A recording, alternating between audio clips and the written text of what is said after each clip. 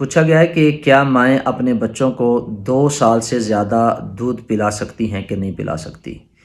جی بالکل، مائیں اپنے بچوں کو 2 سال سے زیادہ ایک گھونٹ بھی دودھ کا نہیں پلا سکتی، اور یہ ان ماؤں کے لیے ہے کہ جو 2 سال پورا کرنے کا ارادہ رکھتی ہیں، کیونکہ اللہ رب العزت نے قرآن پاک کے اندر ارشاد فرمایا والوالدات یرضین اولادہن حولین کاملین لمن اراد ان یتم الرضاعہ۔